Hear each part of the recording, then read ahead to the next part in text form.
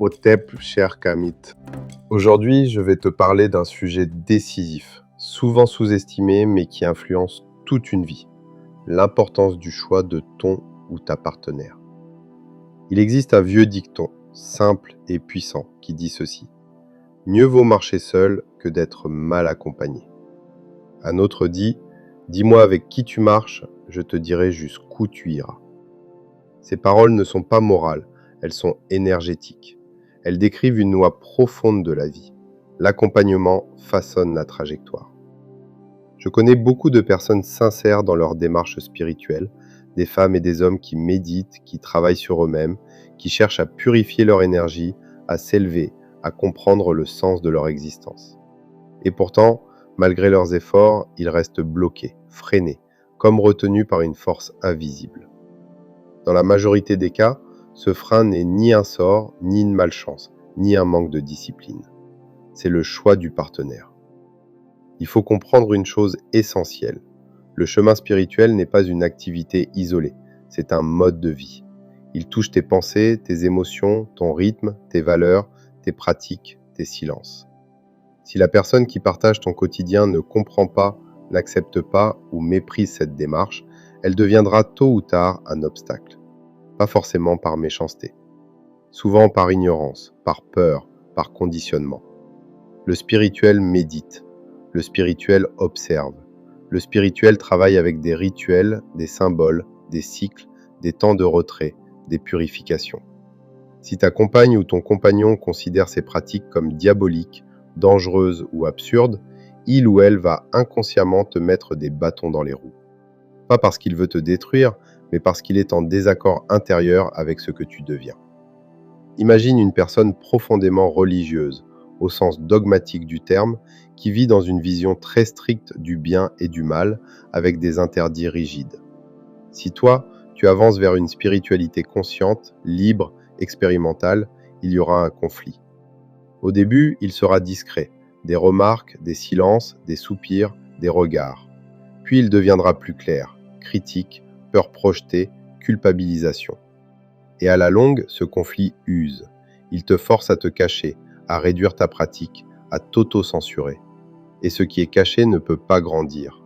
Beaucoup font des rituels, suivent des formations de lumière, prennent des bains de purification, nettoient leur aura, travaillent leur respiration, leur ancrage. Et pendant un temps, ils se sentent mieux, plus clairs, plus légers. Puis, sans comprendre pourquoi, ils retombent. La fatigue revient, les blocages réapparaissent, la confusion s'installe. Ils pensent avoir raté quelque chose dans la pratique.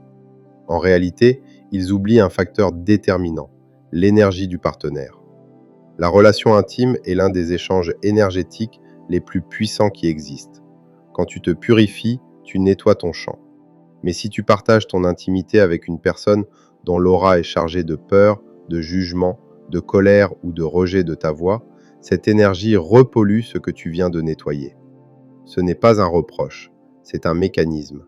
L'énergie ne ment pas, elle circule là où il y a ouverture. C'est pour cela que tant de personnes restent au même niveau malgré des années de pratique. Elles nettoient le matin et se rechargent le soir avec une énergie incompatible. Elles avancent d'un pas et reculent de deux. Et elles finissent par douter d'elles-mêmes alors que le problème n'est pas leur sincérité, mais leur environnement le plus proche. Choisir un partenaire ne signifie pas choisir quelqu'un qui pense exactement comme toi. La diversité est saine. Mais il y a une différence entre différence et opposition. Un bon partenaire n'a pas besoin de pratiquer comme toi. Il doit au minimum respecter ta démarche, la comprendre ou accepter qu'elle fasse partie de toi. Sans moquerie, sans peur, sans tentative de contrôle. Il y a une règle simple que je répète souvent, ne te mets jamais avec quelqu'un qui aura plus de respect pour son pasteur, son prêtre, son guide religieux ou son autorité spirituelle extérieure que pour toi. Parce que dans ce cas, au moment d'un choix, tu perdras toujours. Tu passeras après. Ton chemin sera secondaire. Et tôt ou tard, tu seras sommé de choisir entre toi-même et la relation. Être bien accompagné, ce n'est pas être constamment rassuré.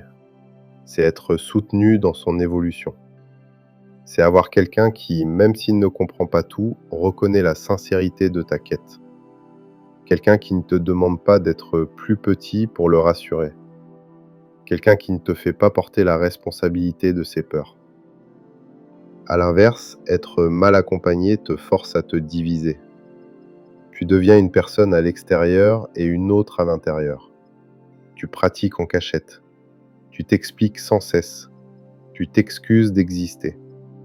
Et cette division intérieure est l'ennemi direct de toute évolution spirituelle.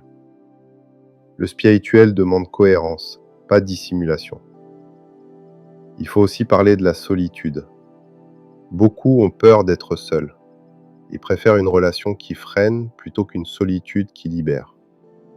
Pourtant, il vaut mieux être seul un temps, aligné, clair, que d'être à deux et constamment tiré vers le bas. La solitude consciente est un espace de croissance. La relation toxique est un espace d'érosion. Le bon partenaire ne te demande pas d'abandonner ton chemin. Il te demande comment il peut marcher à côté, même s'il marche différemment. Il ne te juge pas. Il ne te menace pas avec des peurs spirituelles. Il ne ridiculise pas ce qui te fait grandir. Il comprend que ton élévation n'est pas une attaque contre lui. Choisir son partenaire, c'est choisir son climat intérieur. C'est choisir l'énergie qui t'entoure au réveil et au coucher. C'est choisir ce que tu respires émotionnellement chaque jour. Et ce choix est plus important que le charme, l'argent, le statut ou l'apparence. Parce que tout cela passe. L'énergie, elle, reste. Si tu es sur un chemin spirituel sincère, pose-toi cette question avec honnêteté. Ma relation m'élève-t-elle ou m'éteint-elle? Est-ce que je me sens plus libre ou plus contraint? Plus vrai ou plus silencieux? Est-ce que je progresse ou est-ce que je me retiens pour préserver la paix apparente? Il ne s'agit pas de juger l'autre, il s'agit de te respecter. Tu n'es pas obligé de convaincre, tu n'es pas obligé de sauver, tu n'es pas obligé d'expliquer sans fin. Tu as le droit d'être avec quelqu'un qui te voit tel que tu es et qui respecte ce que tu deviens. Le choix du partenaire est l'un des rituels les plus puissants de la vie. Il détermine ce que tu construis, ce que tu perds, ce que tu transmets. Choisis quelqu'un qui, au minimum, ne ferme pas les portes que tu essaies d'ouvrir. Et si ce n'est pas possible, choisis d'abord la fidélité à toi-même. Mieux vaut être seul et aligné que accompagné et éteint. Parce que la lumière a besoin d'espace pour grandir.